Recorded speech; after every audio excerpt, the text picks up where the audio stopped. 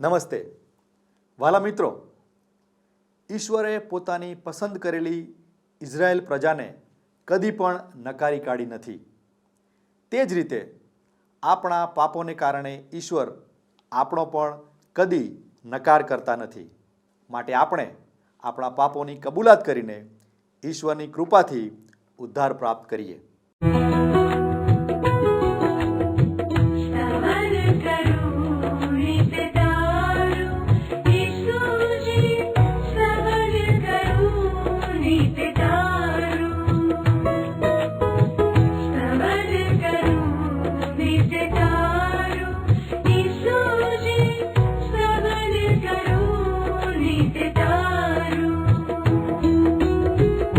आज सवारे साद सुनी तऊ महिमा करूं प्रभु तारो,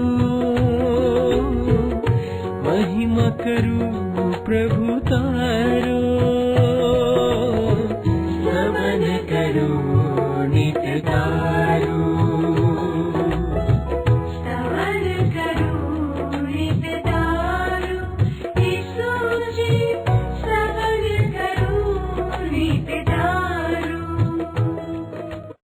પ્રિય મિત્રો, સ્તવન કાર્યક્રમની આજની શ્રેણીમાં આપ સૌનું સ્વાગત છે.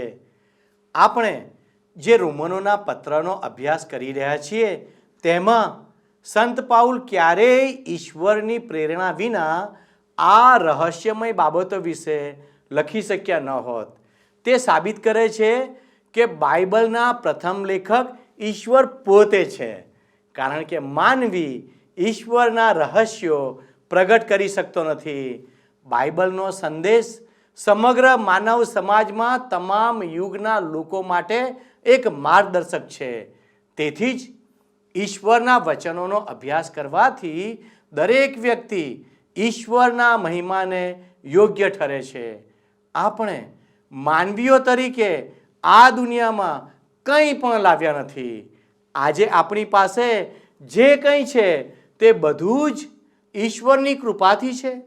આપણે આપણી બુદ્ધિ અને શક્તિ પર ગર્વ કરી શકતા નથી, કારણ કે આપણી બુદ્ધિ અને શક્તિનો સ્ત્રોત ઈશ્વર તરફથી છે.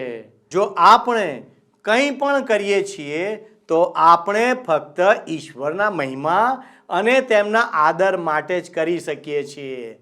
મિત્રો, હાલમાં આપણે રોમનોને લખેલા પત્રનો અભ્યાસ કરી રહ્યા છીએ. આજે આપણે રોમનોનો પત્ર 11મો અધ્યાય 1-14 કલમમાંથી અભ્યાસ કરીશું કે ઇઝરાયેલ પ્રજાના ભાવિ માટે ઈશ્વરની મહાન યોજના કેવી હતી અને શા માટે સંત પાઉલે વિદેશીઓ સુધી તેમના સેવા કાર્યનો વિસ્તાર કર્યો. આ પાઠનો મુખ્ય સંદેશો આ છે કે ઈશ્વરે યહૂદીઓ સાથેનો તેમનો સંબંધ સમાપ્ત કર્યો નથી.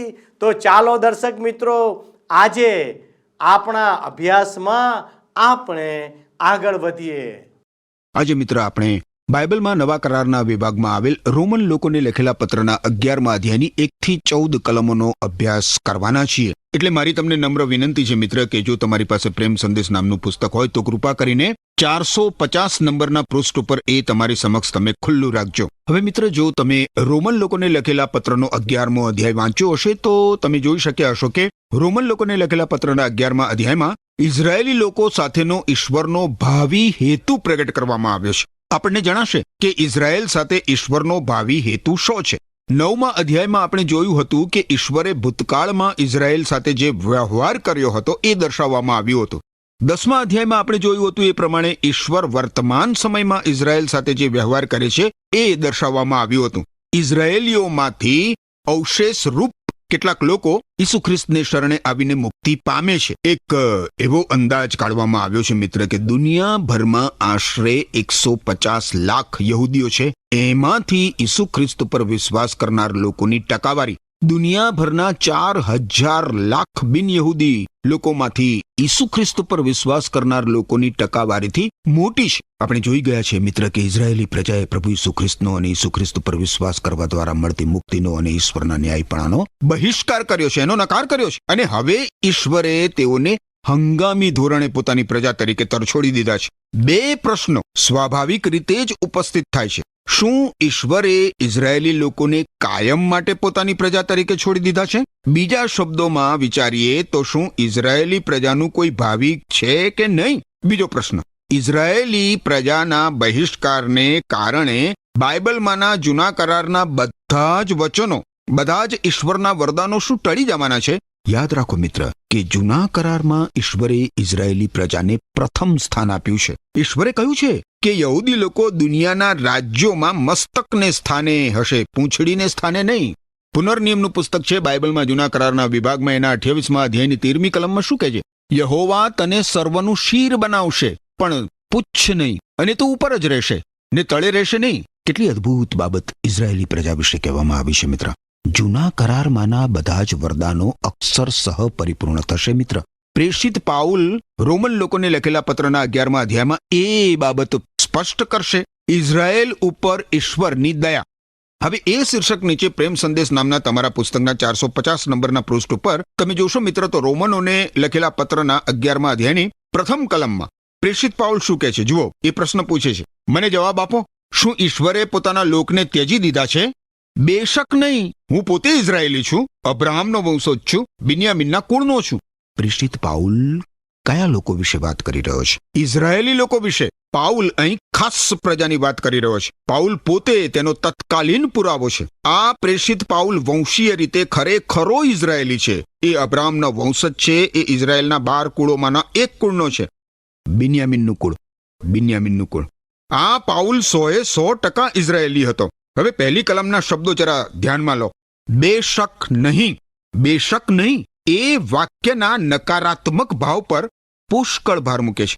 પહેલી કલમના પ્રશ્નનું રૂપ જ મિત્ર નકારાત્મક ઉત્તર આપજાવે છે. ઈશ્વરે ઇઝરાયેલી લોકોને ત્યજી દીધા નથી. હવે બીજી અને ત્રીજી કલમ જુઓ. રોમન લોકોને લખેલો પત્ર 11મો અધ્યાય બીજી અને ત્રીજી કલમમાં શું કહે છે? આરંભથી પસંદ કરેલા લોકને ઈશ્વરે ત્યજી દીધા નથી. એલિયાએ ઇઝરાયેલી પ્રજા વિરુદ્ધ ઈશ્વરને ફરિયાદ કરી. એ પ્રસંગમાં શાસ્ત્ર શું કહે છે તે તમે જાણો છો? હે પ્રભુ, આ લોકોએ તમારા સંદેશવાહકોને મારી નાખ્યા છે, તમારી યજ્ઞ વેદીઓને તોડી પાડી છે, અને એકલો હું જ બાકી રહ્યો છું. તેઓ મારો પણ જીવ લેવા યત્ન કરે છે. અહીં પ્રેષિત પાઉલ જે વાત કરે છે એ તમે જરા ધ્યાનમાં લો. ઉદાહરણ આપવા માટે એ પુરાતન સમયના એલિયાની વાત કરે છે, અને એલિયાનું ઉદાહરણ સુયોગ્ય જ છે મિત્ર. એલિયા ઈશ્વર માટે ઈશ્વરના પક્ષમાં ઊભો હતો બઆલના 450 પ્રબોધકોની સામે, અને એલિયા ઈશ્વર સમક્ષ ફરિયાદ કરે છે કે પ્રભુ, ઓહ પ્રભુ, હું સાવ એકલો પડી ગયો છું, એકલો હું જ બાકી રહ્યો છું. પણ ઈશ્વર એલિયાને શું કહે છે? જરા વિચાર કરો. જરા ધીરો પડ ભઈલા, જરા ધીરો પડ. તું માને છે કે તું એકલો છે, પરંતુ તું એકલો નથી. ચોથી કલમ જુઓ. રોમન લોકોને લખેલો પત્ર 11મો અધ્યાય ચોથી કલમમાં કહે છે, ઈશ્વર તેને શો જવાબ આપ્યો? બાલની આગળ પોતાના ઘૂંટણ કદી નમાવ્યા નથી એવા 7000 માણસોને મેં મારે માટે સાચવી રાખ્યા છે. એલિયાને તો એ ખબર જ નહોતી કે ઈશ્વર 7000 માણસોના હૃદયમાં કાર્ય કરી રહ્યા હતા. હવે દેવ બઆલની સામે 7000 પુરુષોએ પોતાના ઘૂંટણ કદી નમાવ્યા નહોતા, તો એવી 7000 મહિલાઓ પણ હોવી જોઈએ જેમણે પોતાના પતિના પગલે બઆલ આગળ પોતાના ઘૂંટણ કદી જ નમાવ્યા નહોતા. આહાબ રાજા અને ઇઝબેલ રાણી જેવા નિષ્ઠુર અને ક્રૂર શાસકોના જમાનામાં ઉત્તરના રાજ્યમાં આ આંકડો બહુ જ નોંધપાત્ર કહેવાય મિત્ર. હવે રોમન લોકોને લખેલા પત્રના 11મા અધ્યાયની 5મી કલમ આપણે જોઈએ. અહીં લખ્યું છે, એ જ રીતે અત્યારના સમયમાં પણ કેટલાક કૃપાથી પસંદ કરાયેલાઓને સાચવી રાખવામાં આવ્યા છે.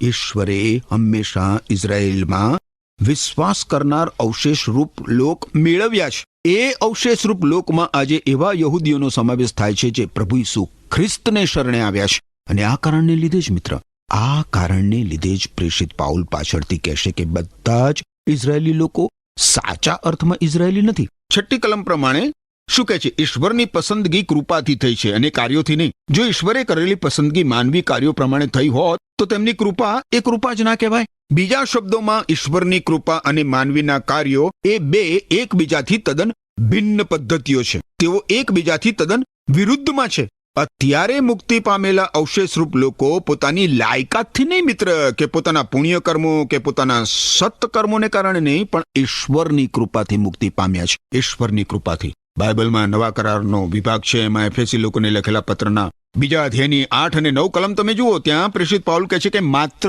ઈશ્વરની કૃપાથી જ ઈસુ ખ્રિસ્ત પરના વિશ્વાસની મારફતે તમારો ઉદ્ધાર થયેલો છે એ તમારાથી બન્યું નથી, પણ ઈશ્વરે એ કર્યું છે. અને એટલે એમાં બડાઈ કરવા જેવું કંઈ નથી, કારણ કે એ તમારા પોતાના પ્રયત્નોનું પરિણામ નથી.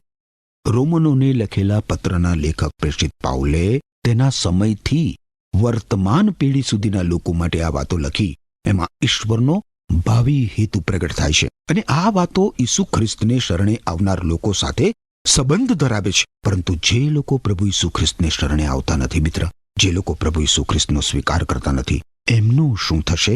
ખેર, એવા ઇઝરાયેલી લોકોના હૃદયો વધારે કઠણ બને છે. એવા લોકો આધ્યાત્મિક રીતે વધારે ને વધારે અંધ બનતા જાય છે. 7મી કલમમાં પ્રેષિત પાઉલ ઇઝરાયેલી પ્રજા વિશે શું કહે છે જુઓ. રોમન લોકોને લખેલો પત્ર 11મો અધ્યાય અને એની 7મી કલમ. 7મી કલમમાં પ્રેષિત પાઉલ કહે છે, હવે સમજવું શું? એ જ કે ઇઝરાયેલ પ્રજા જેની શોધમાં હતી તે તેને મળ્યું નથી. ઈશ્વરે પસંદ કરેલા એવા થોડાઓને જ તે પ્રાપ્ત થયું છે.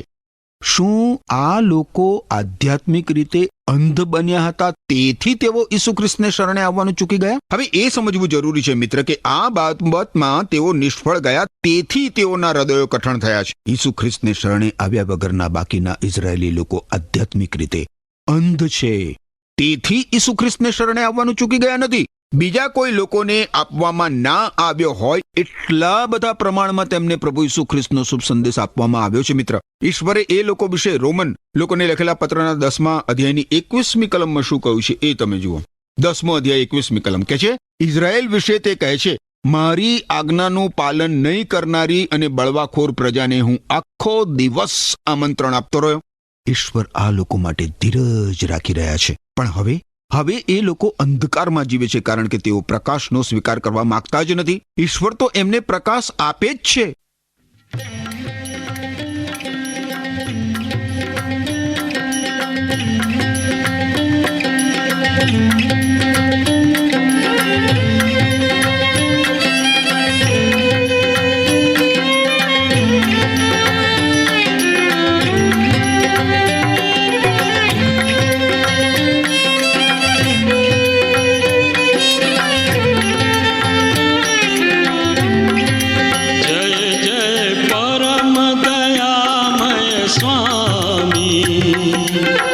स्मारक गान करो रे.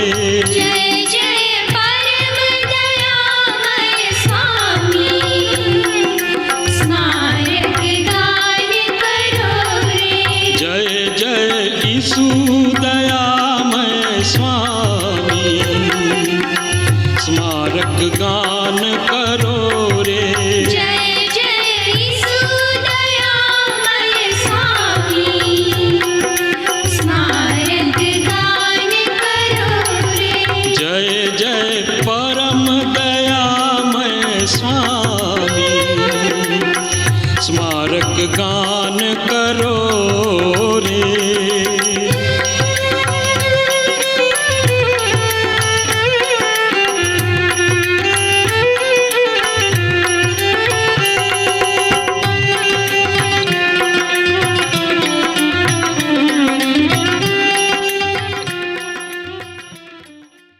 હવે 8મી કલમ જુઓ. રોમન લોકોને લખેલો પત્ર 11મો અધ્યાય. ત્યાં લખ્યું છે, શાસ્ત્રમાં લખેલું છે, ઈશ્વરે તેઓના હૃદય અને મનને જડ બનાવી દીધા છે.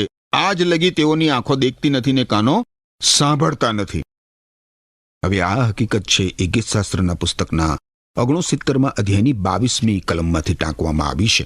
તમે જોશો બાઇબલમાં જૂના કરારના વિભાગમાં તો ગીતશાસ્ત્રના પુસ્તકના 69મા અધ્યાયની 22મી કલમમાં આ પ્રમાણે લખવામાં આવ્યું છે, તેઓનું ભોજન તેમને સારું પાશરૂપ થાવ, તેઓ શાંતિમાં હોય ત્યારે તે ફાંદારૂપ થાવ. મિજબાનીઓ, ભોજન એ શબ્દો મિત્ર ભૌતિક સુખ સાધનો દર્શાવે છે. ઇઝરાયેલી પ્રજાને ઈશ્વરના આમંત્રિતો તરીકે ઘણી બધી મિજબાનીઓ અને ઉજવણીઓ આપવામાં આવી હતી, પરંતુ બિન યહૂદી લોકોની જેમ એ લોકો એમની ઉજવણીઓમાં અને એમની મિજબાનીઓમાં ઈશ્વરને આમંત્રણ આપતા નહોતા, પરંતુ ઈશ્વર તેમને આમંત્રણ આપતા હતા. પાસ્ખા પર્વ એ તો નોંધપાત્ર ઉજવણી પર્વ હતું અને એ એનો નમૂનો હતો. પ્રેષિત પાઉલ અહીં જે હકીકત રજૂ કરે છે તે એ છે કે યહૂદી લોકો બિન યહૂદી લોકોની જેમ અમન-ચમન માટે ઉજવણીઓ અને મિજબાનીઓ કરતા હતા. અમન-ચમન માટે એમની ઈશ્વર રહિત સાંસારિક સલામતી એમના અનંત આત્મિક કલ્યાણ ઉપર કુહાડો મારતી હતી અને તેમને તેમના અનંત આત્મિક કલ્યાણ સંબંધી છેતરતી હતી. ઈશ્વરમાં સાચો વિશ્વાસ રાખ્યા વગર એ લોકો જે ભોજન લેતા હતા એના ઉપર એ લોકો ભરોસો રાખતા હતા. આજે વાલા મિત્ર, દુનિયાના મોટા ભાગના લોકોની આ પરિસ્થિતિ છે. ઈશ્વર કરતા પોતાના સુખ સાધનો ઉપર, પોતાની ધન સંપત્તિ ઉપર, પોતાની આવક ઉપર, પોતાના બુદ્ધિ ચાતુર્ય ઉપર, પોતાના બાહુબળ ઉપર આધાર રાખવો. આત્મિક અર્થ સમજ્યા વગર લોકો કાલ્પનિક ઈશ્વરની ભક્તિ પૂજા કરીને ધાર્મિક ક્રિયાકાંડો કર્યા કરે છે. હવે 10મી કલમ જુઓ. રોમન લોકોને લખેલો પત્ર 11મો અધ્યાય 10મી કલમમાં શું કહે છે? તેમની આંખો ઉપર અંધકાર પથરાઈ જાઓ, જેથી તેમને દેખાય નહીં અને તેઓની પીઠ તમે સદા નમેલી રાખો. મિત્ર, ઈશ્વર માનવીને પ્રકાશ આપે છે જેથી માનવી જોઈ શકે. પરંતુ જો માનવી અંધ બન્યો હોય તો એ જોઈ શકે જ નહીં ને. ઈશ્વરનો પ્રકાશ આજે અસંખ્ય લોકોને અંધકાર દેખાડી આપે છે. મને અત્યંત આશ્ચર્ય થાય છે કે આટલી મોટી સંખ્યામાં બુદ્ધિશાળી માણસો પણ એ નથી સમજતા કે બાઇબલ શું કહે છે. વારું મિત્ર, હવે પછીની કલમોમાં આપણને ઇઝરાયેલી પ્રજાને બાજુ પર મૂકવાનું કારણ જોવા મળશે. ઇઝરાયેલી પ્રજાને બિન યહૂદી લોકોની મુક્તિ માટે બાજુ પર મૂકવામાં આવી હતી. પ્રેષિત પાઉલ હવે એ વિષયમાં વાત કરે છે. તમે જુઓ 11મી કલમમાં પ્રેષિત પાઉલ કેવો પ્રશ્ન પૂછે છે.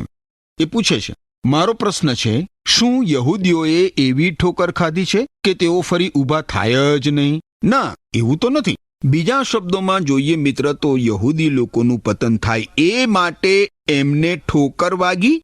ના, એવું નથી. પરંતુ એમના ખોટા પગલાંને કારણે ઉદ્ધાર અથવા તો મુક્તિ હવે બિન યહૂદી લોકો સુધી પહોંચી છે, જેથી યહૂદી લોકોને ઈર્ષા થાય. પ્રેષિત પાઉલે આ 11મી કલમનો આરંભ પહેલી કલમમાં તેણે કરેલી વિચારમાંની લેતી જે પૂછપરછથી કર્યો છે એ તમને યાદ છે? પાઉલે પહેલી કલમમાં પ્રશ્ન પૂછ્યો હતો કે શું ઈશ્વરે પોતાના લોકને ત્યજી દીધા છે? ઇઝરાયેલી પ્રજાને બાજુ પર મૂકવાની વાત આંશિક છે અને હંગામી ધોરણે છે. મિત્ર, 11મી કલમમાં પ્રેષિત પાઉલ પ્રશ્ન પૂછે છે, શું યહૂદીઓએ એવી ઠોકર ખાધી છે કે તેઓ ફરી ઊભા થાય જ નહીં? અને એનો ઉત્તર આપે છે, ના, એવું તો નથી. આનો ઉત્તર ધરાર નાકારમાં છે, નકારાત્મક ઉત્તર. ના અને ના. યહૂદી લોકોના આત્મિક પતનને કારણે ઈશ્વરે તેમના આયોજન પ્રમાણે બિન યહૂદી લોકો માટે ઉદ્ધારના, મુક્તિના દ્વાર પૂરેપૂરા ખુલ્લા મૂકી દીધા છે. યહૂદીઓ બિન યહૂદીઓની મુક્તિની, ઉદ્ધારની વાસ્તવિકતા પોતાની નજરે જોશે. યહૂદી લોકો માનતા હતા કે ઈશ્વરના આશીર્વાદો તો એમના માટે જ છે. એ આશીર્વાદો બિન યહૂદીઓને મળતા અને અનુભવતા એ લોકો જોશે, પોતાની નજરે જોશે. હવે આગળ 12મી કલમ તમે જુઓ. પ્રેષિત પાઉલ કહે છે, પણ તેમના પતનથી બિન યહૂદીઓનો ઉદ્ધાર શક્ય બન્યો છે કે જેથી યહૂદીઓમાં ઈર્ષા ઉત્પન્ન થાય. તેમના પતનથી દુનિયાને આશીષ મળી છે. તેમની આત્મિક ગરીબાઈ બિન યહૂદીઓ માટે પુષ્કળ આશીષ લાવી છે. તો જ્યારે યહૂદીઓની સંપૂર્ણ સંખ્યાનો પ્રભુમાં સમાવેશ થશે ત્યારે કેટલી વિશેષ આશીષ મળશે. અત્યારે મિત્ર, ઈશ્વર ઇઝરાયેલની સાથે એક પ્રજા તરીકે ઈશ્વર કામ પાર પાડી રહ્યા નથી. વર્તમાન સમયમાં તો ઇઝરાયેલી પ્રજાને બાજુ પર મૂકી દેવામાં આવી છે. ઈશ્વર જ્યારે યહૂદી પ્રજા સાથે કામ પાર પાડવાનું શરૂ કરશે ત્યારે યહૂદી પ્રજાને કોઈ સમસ્યા રહેશે નહીં. જે રાજકીય સમસ્યાઓ છે એ પણ હલ થઈ જશે મિત્ર. રાજકીય સમસ્યાઓ પણ, એની સીમા સુરક્ષાની સમસ્યા સુદ્ધા હલ થઈ જશે. એ સમયે ઇઝરાયેલે ગભરાતા જીવવું નહીં પડે મિત્ર. કારણ કે ઈશ્વરે બહુ જ સ્પષ્ટ કર્યું છે કે દરેક માણસ શાંતિમાં અને સલામતીમાં જીવન જીવશે. બાઇબલમાં જૂના કરારના વિભાગમાં મીખા સંદેશવાહકનું પુસ્તક છે મિત્ર. એના 4થા અધ્યાયની 4થી કલમ જુઓ તો ત્યાં ઈશ્વર આ પ્રજાને વરદાન આપે છે કે તેઓ સર્વ પોતપોતાના દ્રાક્ષાબેલા તળે તથા પોતપોતાની અંજીરી તળે બેસશે અને કોઈ તેમને બીવડાવશે નહીં, કેમ કે સૈન્યોના યહોવાના મુખમાંથી એ વચન નીકળ્યું છે. કેટલું અદ્ભુત વરદાન છે આ મિત્ર, કેટલું અદ્ભુત વરદાન છે આ. હવે જ્યારે યહૂદી લોકોને બાજુ પર મૂકી દેવાને કારણે ઈશ્વરની કૃપા બિન યહૂદી લોકોને પહોંચી છે, ત્યારે જ્યારે યહૂદીઓને ફરી સ્વીકારવામાં આવશે ત્યારે વિચાર કરો, બિન યહૂદીઓ પ્રત્યે ઈશ્વરની કૃપાનું શું થશે? ત્યારે તો ઈશ્વરની કૃપા બેવડાશે મિત્ર, બેવડાશે. યાકોબે યરૂશાલેમની ન્યાય સભા સમક્ષ આ મુદ્દો સ્પષ્ટ કર્યો હતો. યાકોબે કહ્યું હતું કે ઈશ્વર જેમ યહૂદીઓમાંથી લોકોને તેમના લોક થવા બોલાવી રહ્યા છે, એ જ પ્રમાણે ઈશ્વર બિન યહૂદીઓમાંથી પણ લોકોને તેમના લોક થવા માટે બોલાવી રહ્યા છે. અને એ પછી ઈશ્વર પ્રેષિતોના કાર્યના 15મા અધ્યાયની 16મી અને 17મી કલમમાં શું કહે છે એ તમે જુઓ. ત્યાં કહે છે, લખ્યું છે આ પ્રમાણે, પ્રભુ કહે છે, એ પછી હું પાછો ફરીશ અને દાવીદનું પડી ગયેલું ઘર હું ઊભું કરીશ, તેના ખંડિયેરો હું સમારીશ અને તેને ફરી બાંધીશ, અને તેથી સર્વ લોકો પ્રભુને શોધશે. જેમ મેં મારા પોતાના થવા આમંત્રણ આપ્યું છે એવા સર્વ બિન યહૂદીઓ પણ શોધશે. અદ્ભુત છે ને આ વચનો મિત્ર. હું માનું છું મિત્ર કે લોકોમાં ઈશ્વરગમ વળવાની સૌથી મોટામાં મોટી નવચેતના પ્રભુ ઈસુ ખ્રિસ્તની મંડળી આકાશમાં ઊંચકાઈ જશે ત્યારબાદ આવશે. ખરેખર તો ઈસુ ખ્રિસ્તની મંડળીએ પૃથ્વી ઉપર કોઈ ખાસ સારો ભાગ ભજવ્યો જ નથી. હું માનું છું મિત્ર કે પ્રભુ ઈસુ ખ્રિસ્તની મંડળી આકાશમાં ઉપર ઊંચકાઈ ગયા બાદ મોટી સંખ્યામાં બિન યહૂદી લોકો ઈશ્વરગમ વળશે. માત્ર ખતરનાક વિપત્તિના સમયગાળામાં જ નહીં, બલકે પૃથ્વી ઉપર ઈસુ ખ્રિસ્તના 1000 વર્ષના રાજ્યકાળ દરમિયાન પણ બિન યહૂદી પ્રજાએ 1000 વર્ષના સમયકાળમાં એ પ્રવેશ કરશે, અને તેમાંના ઘણા બધાને પ્રભુ ઈસુ ખ્રિસ્તનું રાજ શાસન ગમશે. એ લોકો એ સમયગાળા દરમિયાન ઈશ્વરગમ વળશે. હું આ હકીકત મારા પૂરા હૃદયથી માનું છું. વારું, આપણે હવે આગળ વધીએ. રોમન લોકોને લખેલા પત્રના 11મા અધ્યાયની 13મી અને 14મી કલમ જોઈએ. બિન યહૂદીઓનો ઉદ્ધાર કલમ કરવાની પદ્ધતિનો દાખલો. એ શીર્ષક નીચે 13 અને 14 કલમમાં લખ્યું છે. હવે હું બિન યહૂદીઓની સાથે વાત કરું છું. જ્યાં સુધી હું બિન યહૂદીઓમાં પ્રચાર અર્થે મોકલાયેલો છું, ત્યાં સુધી હું મારા સેવા કાર્યમાં ગર્વ કરું છું. કદાચ મારી જાતિના લોકોમાં ઈર્ષા ઉત્પન્ન કરીને હું તેઓમાંના કેટલાકને બચાવી શકું. બીજા શબ્દોમાં જોઈએ મિત્ર તો આ કલમો જોઈએ તો પ્રેષિત પાઉલ અહીંયા એમ કહેવા માંગે છે કે મારી નિયુક્તિ બિન યહૂદી લોકો માટે પ્રેષિત તરીકે થઈ છે, પરંતુ બિન યહૂદી લોકોને પ્રભુ ઈસુ ખ્રિસ્તનો શુભ સંદેશ આપતા હું આશા રાખું છું કે મારા આ કાર્યથી મારી જાતિના લોકોને અસર થશે અને એ લોકો પ્રભુ ઈસુ ખ્રિસ્તને શરણે આવશે.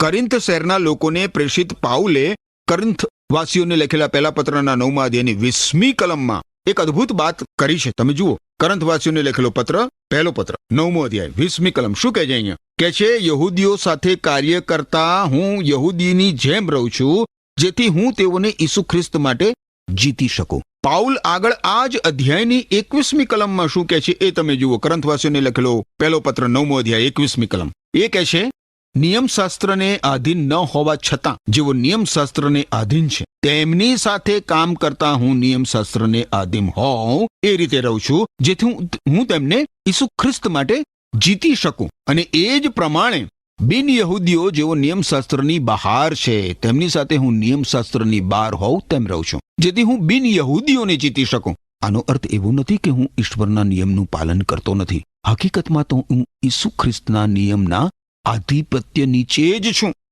બીજા શબ્દોમાં આપણે જોઈએ તો પાઉલ પ્રભુ ઈસુ ખ્રિસ્તને આધીન થતો હતો. આગળ 22મી કલમમાં એ શું કહે છે જુઓ, હકીકતમાં તો હું ઈસુ ખ્રિસ્તના નિયમના આધિપત્ય નીચે જ છું. વિશ્વાસમાં જેઓ નિર્બળ છે તેમની સાથે હું તેઓના જેવો જ નિર્બળ બનું છું, જેથી તેઓને હું જીતી શકું.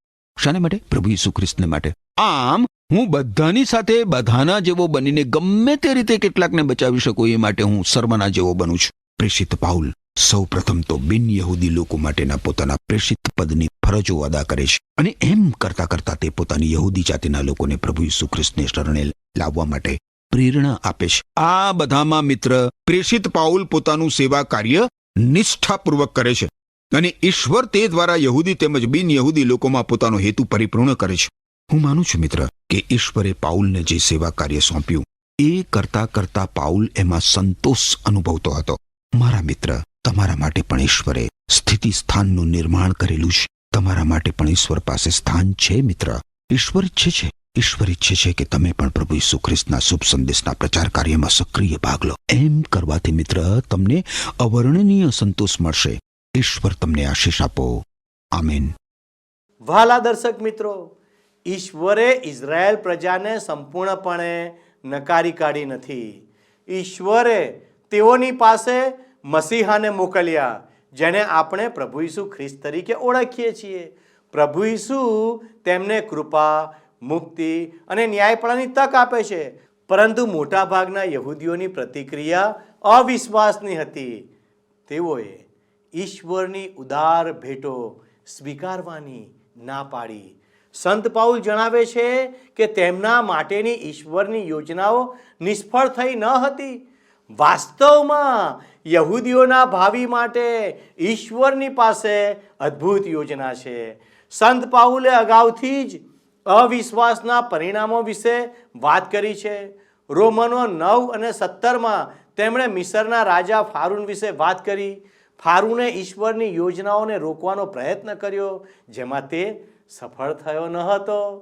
ઈશ્વરે એક મહાન વિજય હાંસલ કરવા માટે ફારૂનના અવિશ્વાસનો પણ ઉપયોગ કર્યો. સંત પાઉલ પોતે એક યહૂદી અને ઇબ્રાહિમના વંશજ અને બિન્યામીનના કુળના હતા. જોકે આ કુળ નાનું કુળ હતું, પરંતુ ઇઝરાયલનો પ્રથમ રાજા સાઉલ તે કુળનો હતો. સંત પાઉલ વિશ્વાસી બન્યા તે પહેલા ભૂતકાળમાં તેમણે ઈશ્વર વિરુદ્ધ કાર્ય કર્યું હતું. ઈશ્વરે તેમને માફ કરી દીધું, તેમજ ઈશ્વર અન્ય યહૂદીઓને પણ માફ કરી શકે છે. સંત પાઉલે યહૂદીઓને એ યાદ દેવડાવ્યું કે ઈશ્વરે પ્રબોધક એલિયાએ પૂછેલા પ્રશ્નોનો જવાબ કેવી રીતે આપ્યો. એલિયાએ વિચાર્યું કે ઇઝરાયલમાં તે એકમાત્ર વ્યક્તિ છે જે હજુ પણ ઈશ્વરને વિશ્વાસુ હતો. ઈશ્વરે તેને કહ્યું કે હજુ પણ 7,000 લોકો છે જેઓ ઈશ્વરને વિશ્વાસુ હતા. સંત પાઉલના સમયમાં યહૂદીઓના 2 જૂથ હતા. એક જૂથ પ્રભુ ઈસુ પર વિશ્વાસ દર્શાવ્યો, જેમને ઈશ્વરે પસંદ કર્યા હતા, પરંતુ બીજા જૂથે અવિશ્વાસ દર્શાવ્યો. તેઓ ઈશ્વરની આજ્ઞા માનવા તૈયાર ન હતા. સંત પાઉલે વિદેશીઓ મધ્યે શુભ સંદેશના પ્રસારનું કાર્ય કર્યું. તેથી સંત પાઉલ વિદેશીઓનો પ્રેરિત બને છે. સંત પાઉલને દુઃખ થાય છે કે ઘણા બધા યહૂદીઓએ ઈશ્વરના તારણના માર્ગને નકારી કાઢ્યો હતો, પરંતુ હવે બાકીના લોકોને ઈશ્વર સાથે સંબંધ બાંધવાની તક મળી હતી. અંતે જ્યારે યહૂદીઓ સુવાર્તા પર વિશ્વાસ કરશે, ત્યારે તેનું પરિણામ મૃત્યુમાંથી જીવન જેવું હશે. વહાલા દર્શક મિત્રો, તમારા માટે પણ આજે તક છે. તમારા અંતરાત્માના અવાજને સાંભળો અને ઈશ્વર તરફ પાછા ફરો. આવો આપણે પ્રાર્થના કરીએ. વહાલા પ્રભુજી, તમે અમને મદદ કરો કે અમે તમારી તરફ પાછા ફરીએ, અમે તમારામાં વિશ્વાસ રાખીએ, અમે તમારી બીકમાં જીવીએ અને તમને આધીન થઈને જીવન જીવનારા બાળકો બની જઈએ. પ્રભુ, તમે અમને મદદ કરો. અમારા કુટુંબો પર તમારી કૃપા રેડો. અમારી આ પ્રાર્થના ઈસુના નામમાં માગીએ છીએ, માટે સાંભળો ને સ્વીકાર કરો. આમેન. વહાલા દર્શક મિત્રો, જો આજનો કાર્યક્રમ આપને ગમ્યો છે તો અચૂક અમને ફોન કરશો. ઈશ્વર આજનો આશીર્વાદ આપ સર્વને આપો. આમેન.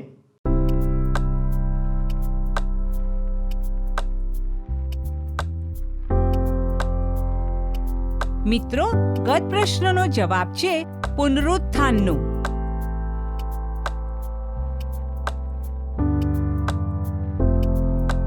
આજનો પ્રશ્ન છે, પાઉલ કયા કુળનો હતો?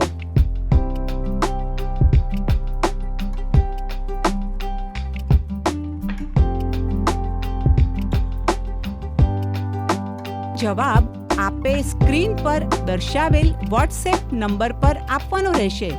કાર્યક્રમ દરમિયાન પૂછેલા પ્રશ્નનો સાચો જવાબ આપનાર વિજેતાઓના નામ દર મહિનાના પ્રથમ સોમવારે જાહેર કરવામાં આવશે.